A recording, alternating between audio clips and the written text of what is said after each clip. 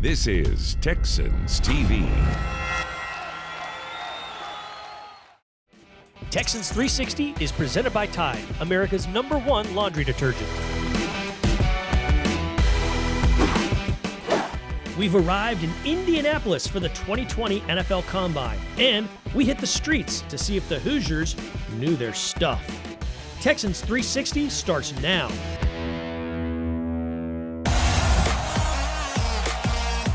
Rock and roll, touchdown, Texans!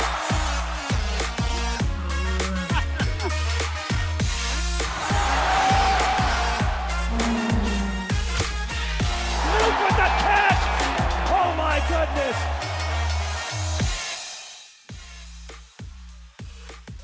We are here. This is Indianapolis. It's the Combine, and Texans 360 is on location. Drew Doherty, your host, Mark Vandermeer, the voice of the Houston Texans, by my side, and I'm glad you're here with me because, hey, it's another year. We've been doing this for the better part of a decade now together. We have, and usually I'm wearing a jacket, but you wouldn't let me today because I'm about to do the bench press. Actually, right. I'm not about to do the bench press. We don't want to rip any big blazers because he's going to put 41, 42 reps up on 225.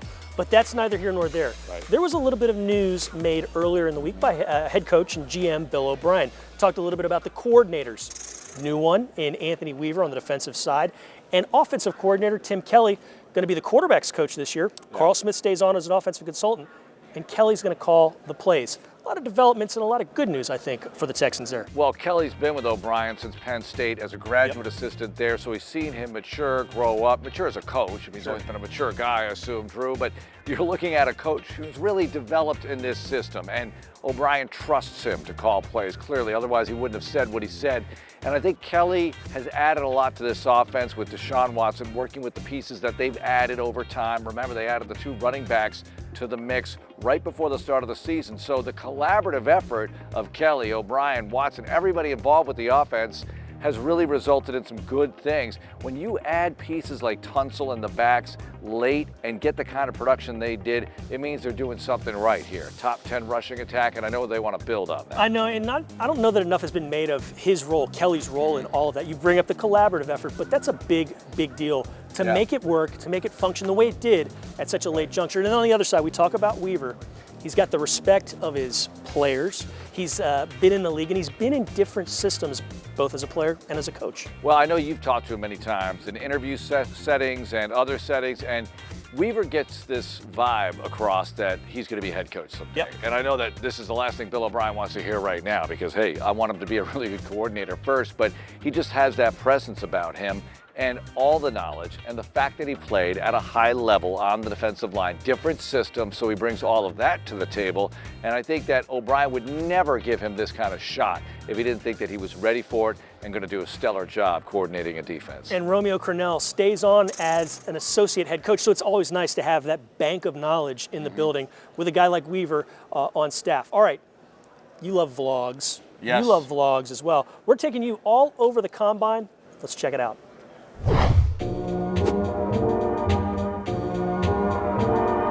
Look at this. We're at the Combine in Indianapolis in the media section, and we're going to have a lot of fun. We're going to take you behind the scenes. We're going to do a walking Wonderlic. We're going to hear from the head coach and the GM, and it's all part of our awesome coverage here on HoustonTexans.com. Let's go.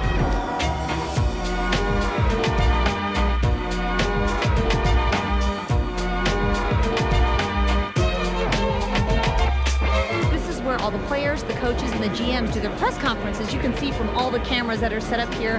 What I like to do is I like to grab some of these national media people and ask them what they think about the Houston Texans. So stay tuned for that. My good friend Jenny Fuentes, I catch up with you every year at the NFL Combine. Joining us now, Omar Ruiz from NFL Network. Omar, I know you follow the Texans very closely.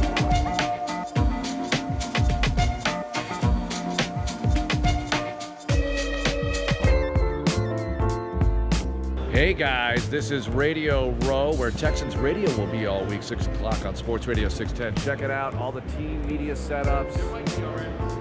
Everybody's here. Here we are at the NFL Scouting Combine with Coach Bill O'Brien and General Manager Bill O'Brien. All factors, every position, every player. We'll take a look at it and try to do the best we can to put together a good 2020 team. Texans fans? John Harris, sideline reporter for your Houston Texans, standing by the ever-present bench press over by Radio Row. It's where some serious dudes are going to be walking in there trying to throw up some weight. Can they get to 35 or 36 like Quentin Nelson of the Colts did a few years ago? It's going to be a tough number to beat, but there are some big-time players that can do it right here.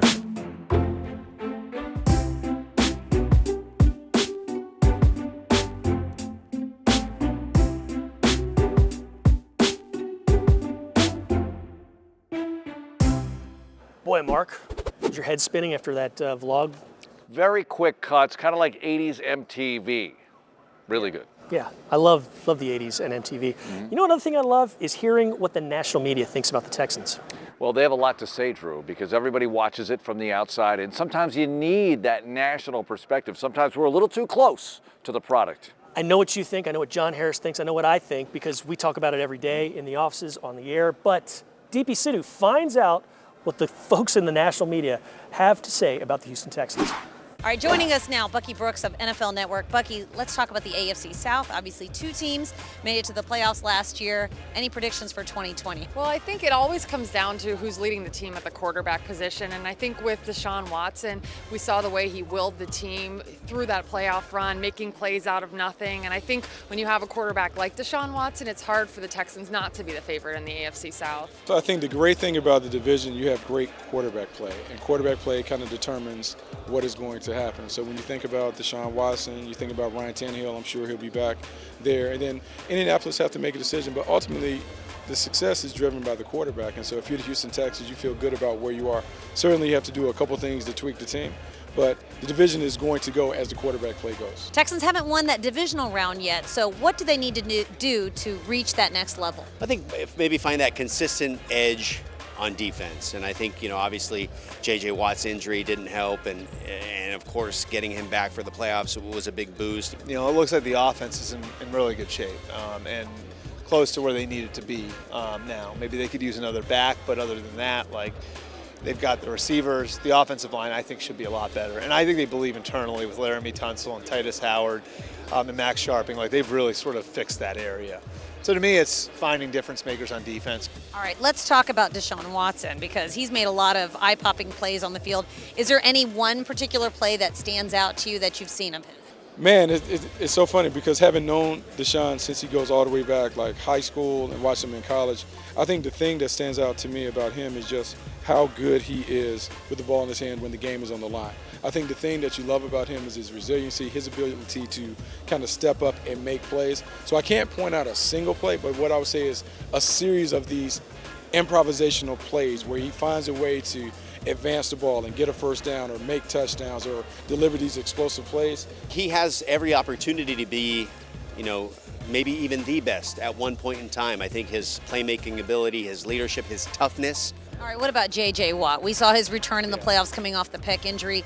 What does his return mean to this defense, and how does it impact the rest of the league when J.J. Watt's out there? I mean, he's been the heartbeat of that team and that franchise for a long time, and just being able to get back for the playoff game, I think gave that team a boost. And look, I don't need to tell you, the sort of impact that he's had on that franchise over the last decade. And so it's hard to believe that this is going to be his 10th year in the NFL. That was pretty remarkable when he came back, just the impact that it had on the team and the crowd. You could see just kind of how much he's given to the city and to the franchise. And of course, at this point in his career, I think there's probably one last thing he would like to bring to the franchise, which would be a championship. But yeah, I think that game really encapsulated just how hard he works and just what he means to the team.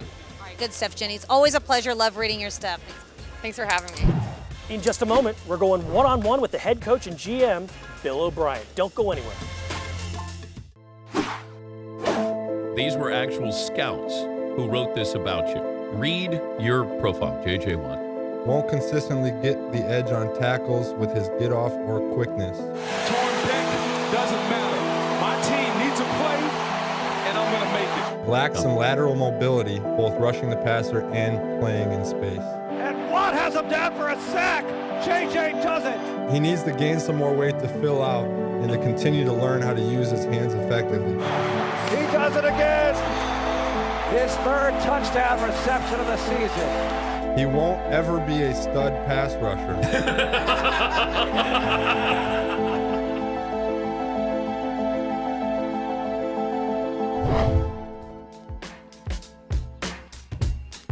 Texans 360 rolls on from the Combine. Drew Doherty, Mark Vandermeer, you and John Harris had a chance to sit down with the head coach, the GM, Bill O'Brien. Always refreshing to hear what he has to say after not hearing from him since like the end of the season, basically. Yeah, and they've been hard at work, Drew, because he talked about some of the moves they've made in terms of coaching staff. Well, you know, stuff has happened in the front office, a lot of busy work evaluating the season and into the offseason. Well, let's let him tell us.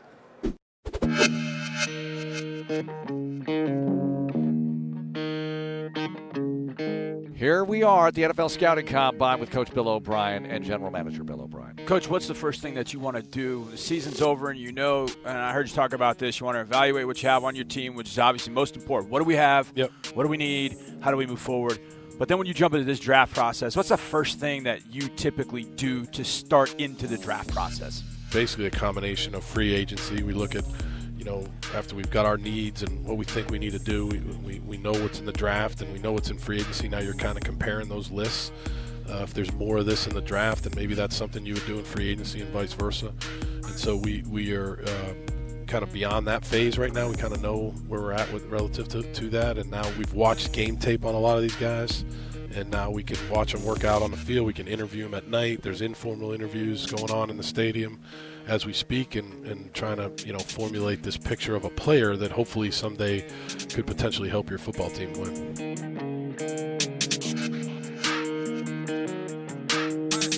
What is the value in drafting and developing versus going out and spending money you have in a cap to find free agents for your team?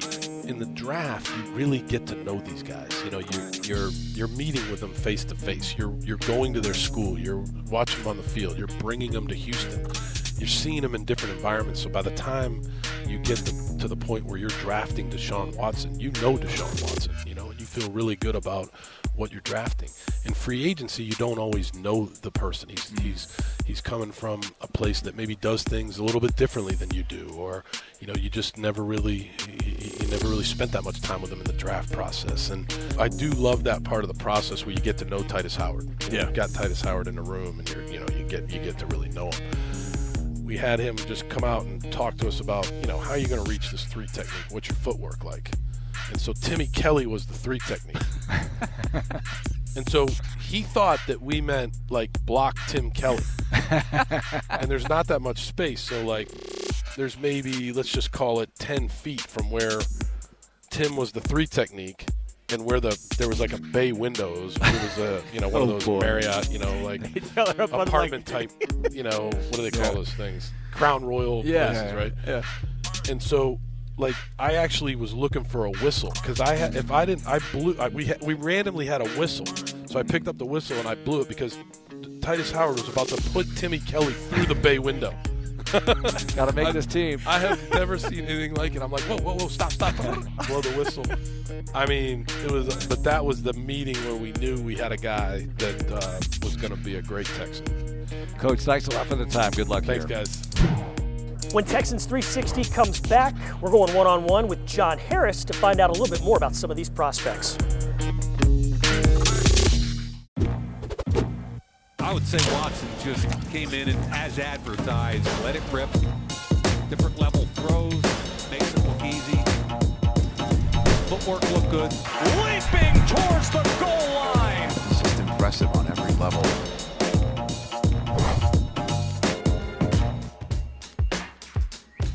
So very happy that you're back with us here on Texans 360, and we've got a big, strong guy to my left, and that's fitting because we're in front of the bench press. It's John Harris, and John, love being at the Combine here in Indianapolis, and the Texans not picking until 57th overall as of right now. Yeah. Some positions they might address: pass rush, cornerback, wide receiver. There's lots of different possibilities. Where do you see them going in general terms come late April? You bring up the wide receiver group, and it's worthy of bringing up because this is maybe the best wide receiver group we've seen maybe since 1996. That group in 96 was phenomenal, including Marvin Harrison and others. This is a tremendous group. Now, the Jerry Judys and the Henry Ruggs and the CeeDee Lambs of the world probably not going to be there, but there's going to be such great depth that they're going to be a really good receiver. at that second round pick and beyond. But if they decide to go different positions, corner is one we'll definitely talk about. Now, Jeffrey Okudah is probably the top corner. He's my top corner in the Harris 100. But I think a guy like Jeff Gladney out of TCU is a guy that could be there in the second round. I absolutely love him. Damon Arnett played corner opposite Jeffrey Okudah at Ohio State. I think Arnett is a very good player. And keep an eye on Cameron Dantzler out of Mississippi State. Going against Jamar Chase, the Blitnikoff Award winner in 2019. Dantzler had probably his best game of the year against Chase in that game.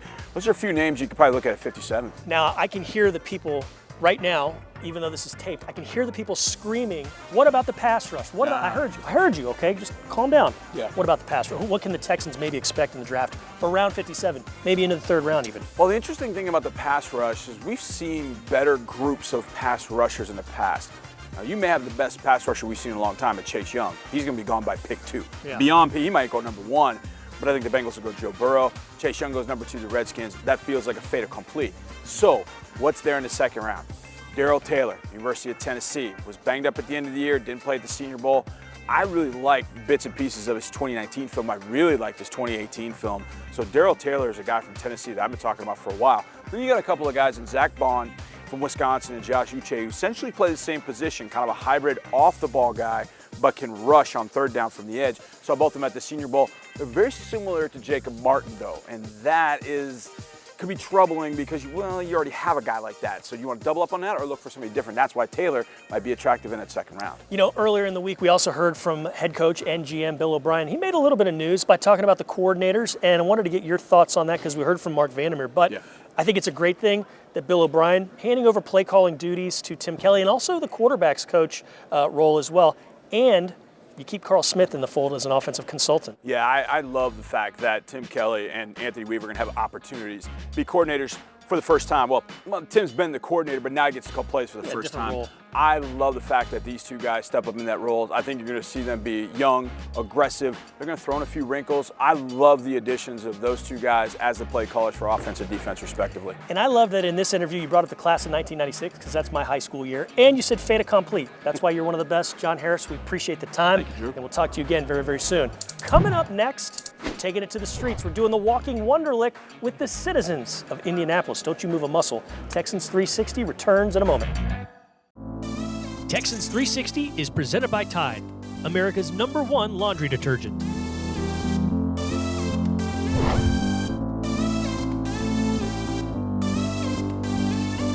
Let's go. Take it with the clap. Let the hop. Let's go. We're here for the 12th annual Greater Houston Senior Football Showcase.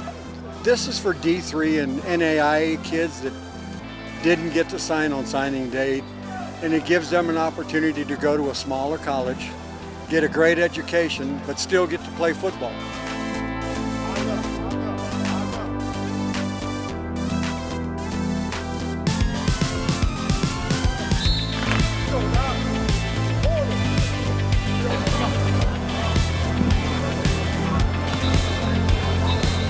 To me, man, this means everything. Playing in high school, I was a very underrated player. I was a one-year starter on varsity, and to get the opportunity to come out here and perform in front of all these colleges honestly blew my mind. My name is Simon, and I'm from Melbourne, Australia, and I came here to the Senior Showcase here in Houston so I could pursue my dream of becoming a college football player. I'm trying so hard to play quarterback at the college level because most Australian football players, they come over here as punters or kickers. And I want to show the boys back at home that, you know, if you take the opportunities, you take what you can get, especially the Senior Showcase here at Houston, anything's possible and that you can achieve your dreams of becoming a wide receiver, quarterback, running back, whatever you want. It doesn't have to be just a kicker or a punter.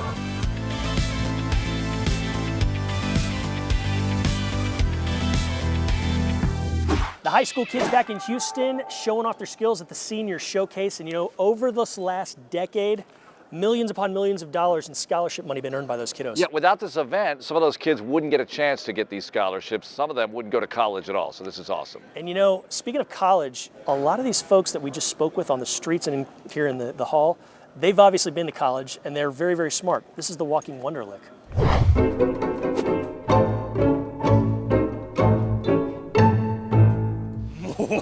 It's that time of the year The Walking Wonderlic is upon us. We're in Indianapolis for the Combine. And what is the Wonderlic? Well, it's a test that the prospects are going to take, and it gauges intelligence. So we're going to gauge the intelligence of the people of Indianapolis. Come along. Let's ask them some questions. All right, I'm with this kind gentleman. What's your first name? Daryl. Daryl, thank you for joining us now. We're going to start with an easy question. What is the 10th month of the year? October. No, it's October. That's right. If a piece of rope costs 20 cents per 2 feet, how much rope can you buy for $30? No one's giving you the answers in those earbuds, are they? No. Cents for 2 feet, 20 for 60, 80, 5, 10, 15, 5, 10, 15, 20, 26. Ooh, 300. But you were close. Thank you, Daryl. We appreciate your time, but good luck. You have a good day, y'all. A clock lost 2 minutes and 36 seconds in the span of 78 days. 236 over 78 days. So how much did it lose per day? That is really hard. I couldn't tell you. It's a tough one, huh? I'm not even going to try that one, buddy. 60, 61, 20. So 156, probably like 2 seconds. Probably exactly like 2 seconds. What? I think you guys have are you planting people? All these people know these answers. These are tough questions. I couldn't get them. All right, a train travels 25 feet in 1/3 of a second. So therefore, how far does it travel in 4 seconds? Now that's a very calculator-esque question. I got 5 feet. Oh, that would be, wait, 150. 300, you were close. That's close. Wait, that's not right. It's right. 500 feet, I know that's wrong. I'm not even going to try it. It's close. You're close. It was 300. Oh, yeah. That ain't close, buddy. Ain't gonna lie. 30 times 5, 150, 150 times 2, 300. Perfection right here on the Walking Wonderlic. John, we're going to close this out. You shut us down because this has been a Walking Wonderlic. I don't know about you. I've been stunned at how many people got all these questions right, and this guy got most of them right. So, John, congratulations to you. Thank you. Somebody needs to go back and learn a few more things, don't you? That was a lot of pressure, okay? I have a lot of excuses. Leading the league in excuses, actually. I'd have messed up a bunch of those too. Don't feel bad. Okay. Hey, thanks for coming on. All right. Thank you for watching. We appreciate Tyler and Joe and Tyler for putting this whole thing together. We will be back again very, very soon. This has been Texans 360.